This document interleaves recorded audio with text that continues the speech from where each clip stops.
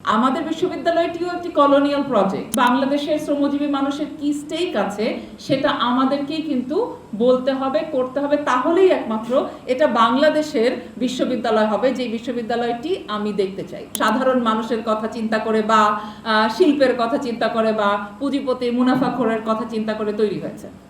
আমাদের বিশ্ববিদ্যালয়টিও একটি colonial project, কিন্তু এই প্রজেক্টটি তো 100 বছর পার করে আমরা তো এই ঔপনিবেশিক প্রজেক্টটা সম্পর্কে আমরা পরিষ্কার, আমরা ধারণা রাখি যে কিভাবে এটা একটি ঔপনিবেশিক প্রজেক্ট ছিল। এবং এখন যদি আমরা এই ঔপনিবেশিক প্রজেক্টটিকে আমার বিশ্ববিদ্যালয় হিসেবে ভাবতে চাই, তাহলে এই বিশ্ববিদ্যালয়টিতে ওই বাংলাদেশের শ্রমজীবী মানুষের কি স্টেক আছে সেটা আমাদেরকেই কিন্তু বলতে হবে, করতে হবে, তাহলেই একমাত্র এটা বাংলাদেশের বিশ্ববিদ্যালয় হবে, যে বিশ্ববিদ্যালয়টি আমি দেখতে চাই। এখন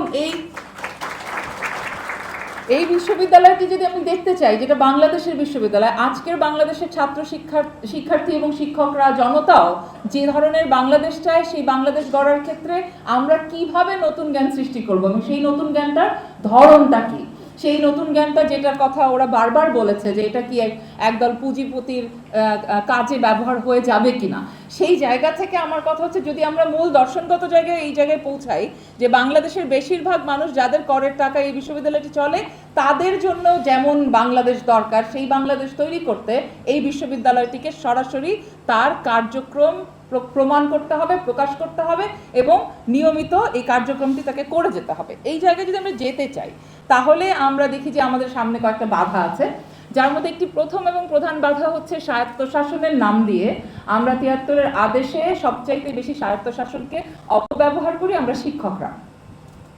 সুতরাং এই শিক্ষকরা যে অপব্যবহারটা করি, যারা কাজ না করে আমরা নানানভাবে আমাদের এই কাজ না করার চর্চাটিকে চালু রাখতে পারি, কারণ আমরা কোনো না কোনোভাবে এমন একটি মানে এই পুরো ব্যবস্থার তলায় এমন একটি নতুন ব্যবস্থা চালু করে রেখেছি যাতে একটা দেয়া নেয়ার সম্পর্ক আছে, এক ধরনের প্যাট্রন ক্রাইম রিলেশনশিপ আমরা তৈরি করে রেখেছি। কার সাথে?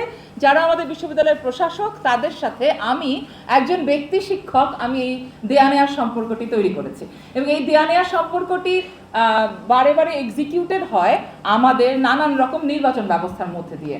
আপনাদের যদি জানা থাকে তাহলে আপনারা জানবেন যে ঢাকা বিশ্ববিদ্যালয়ে অনেকগুলো নির্বাচন হয়, তার মধ্যে একটি হচ্ছে সিনেট নির্বাচন, একটি হচ্ছে সিন্ডিকেট নির্বাচন, একটি হচ্ছে ডিন নির্বাচন, তারপর শিক্ষক সমিতির নির্বাচন, নানান ধরনের নির্বাচন রয়েছে।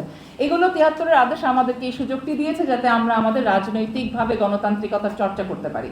কিন্তু যেটা আমরা দেখি 100 বছর মানে ৭৩-এর পরে যে মানে প্রায় 50 বছর পার করে আমরা দেখছি যে আসলে এটা গণতন্ত্রায়নের যে জায়গা, সেই জায়গার সাথে সাথে এক ধরনের এই যে দেয়া নেয়ার সম্পর্কের জায়গাও আমাদের জন্য তৈরি করেছে। একজন যথেষ্ট যোগ্যতা সম্পন্ন শিক্ষক মানে একজন প্রার্থী না হই, তাহলে আমাদের সমস্ত কিছুর মধ্যে প্রথম যে ইটটি দিয়ে আমাদের এই প্যাট্রন ক্রাইম রিলেশনশিপটি তৈরি হচ্ছে, তা হচ্ছে শিক্ষক নিয়োগ।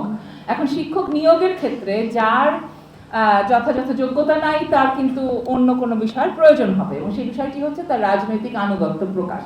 কার প্রতি রাজনৈতিক আনুগত্য প্রকাশ? যে ক্ষমতাসীন দলটি এই মুহূর্তে হয়তো বা বিশ্ববিদ্যালয়ের রাজনীতিতে গুরুত্বপূর্ণ ভূমিকা রাখছে, যদি সেটা নীল দল, সাদা দল, লাল দল, নানান রকম দলের নাম আছে আপনারা জানেন। সুতরাং যে সরকার ক্ষমতায় থাকে তার সমর্থনকারী নানান এই শিক্ষকদের গ্রুপ বিশ্ববিদ্যালয় প্রশাসনেও দায়িত্বে থাকেন এবং তারা একই সাথে শিক্ষকদের মুখপাত্র এবং সিনেট, সিন্ডিকেট সহ বিভিন্ন প্রশাসনিক পদেও থাকেন। তাদের এই এত ধরনের পদ থাকার কারণে তারা বিভিন্ন লেয়ারে শিক্ষকদের সাথে নানান রকম কনফ্লিক্ট অফ ইন্টারেস্টে কিন্তু ব্যস্ত থাকেন এবং এই কনফ্লিক্ট অফ ইন্টারেস্টের কারণে কোনো শিক্ষক যদি নিয়োগ পেতে চান, তাহলে এদের কাউকে চটিয়ে তিনি নিয়োগ পাবেন না এবং যদি নিয়োগ পেয়ে যান, তাহলে এদের প্রত্যেককে তাকে সবসময় খুশি রাখতে হবে, তো তাকে সবসময় অনুগত থাকতে হবে। এই যে আনুগত্যের যে মূল জায়গাটা, এই কনফ্লিক্ট অফ ইন্টারেস্টের জায়গাটা যদি ভেঙে না দেয়া যায়, তাহলে ৭৩-এর অধ্যাদেশের গণতন্ত্র একেবারেই একটা ফাঁকা বুলিতেই থেকে যাবে। এবং এটা কি করে করা যেতে পারে, তার কতগুলো ব্যাপার রয়েছে। যেমন আমার পরিষ্কারভাবে মনে হয় যে এটা হয়তো কিছুটা ব্যক্তিগত মতই বলতে পারেন, এবং সেটা হচ্ছে যে ধরেন এই যে নির্বাচনগুলোর মধ্যে যে নির্বাচনটি আছে ডিন ইলেকশন, যে ডিন ইলেকশনটি আসলে এক ধরনের একাডেমিক এক্সেলেন্সের ব্যাপারে, হয়তো কিছু ক্ষেত্রে প্রশাসনিকও। এখানে এই ইলেকশনটার মাধ্যমে যেটা করা হয় সেটা একেবারে সত্যিকার অর্থে ভোটার নিয়োগ দেওয়া হয়, কারণ ডিন কিন্তু নিচের দিকের যে কমিটিগুলোর মাধ্যমে শিক্ষক নিয়োগ হয়, সেই সেই কমিটিগুলোতে ডিন কিন্তু উপস্থিত থাকেন এবং তার মানে তিনি এই নিয়োগে একটা গুরুত্বপূর্ণ ভূমিকা রাখেন এবং উপরের দিক পর্যন্ত উনি সবখানেই থাকেন।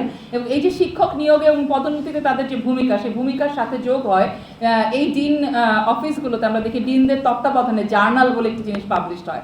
সেই জার্নালে কে লেখা ছাপাতে পারবে, কে লেখা ছাপাতে পারবে না, এটাও ডিন মহোদয়দের উপর নির্ভর করে। সুতরাং তারা কিন্তু কোনো ভোটারকে চটিয়ে তার একটি অখাদ্য বস্তা পচা লেখাকে ছাপিয়ে দিতে বিন্দুমাত্র দ্বিধাবোধ করবেন না, কারণ তিনি জানেন যে ওই অখাদ্য জিনিসটি যদি তিনি না ছাপেন তাহলে ওই ভোটটি তার চলে যাবে।